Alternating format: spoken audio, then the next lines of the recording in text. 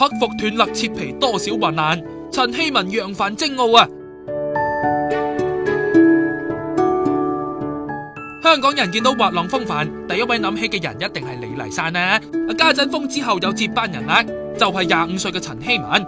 佢唔止係香港滑浪風帆嘅一姐，仲係高材生添，會考27分。10年入讀港大英文系，讀咗3個月啫就停學啦，轉做全職運動員。之後仲出戰12年倫敦奧運添，一切好似順風順水。但係喺6月訓練嘅時候，俾帆船撞至墮海。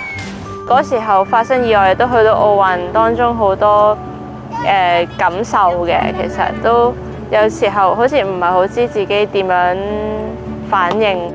當時有一位外籍教練將佢拉上船，但係送院之後證實斷咗5條肋骨，更加要切去成個脾臟添。父母即刻飛去倫敦照顧獨女，雖然傷得好嚴重，但係希文冇放棄。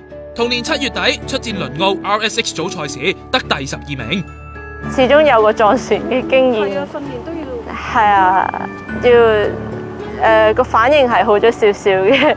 歡笑嘅背後係一個接一個嘅患難啊！12年切除脾臟之後，食咗2年抗生素，14年奪得亞運金牌，但係得悉媽媽患癌，好彩吉人天相，而家好翻晒。舊年12月30號，兩母女仲去睇陳奕迅演唱會添。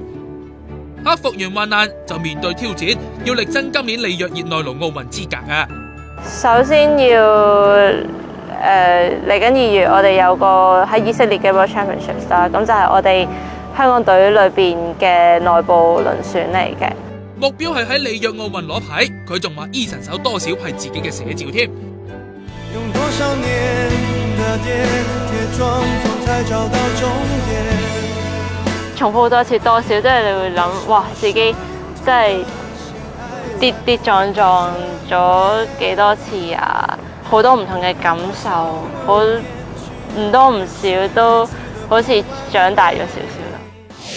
希文計劃今年玩完奧運之後，就會返港大完成學士課程啦。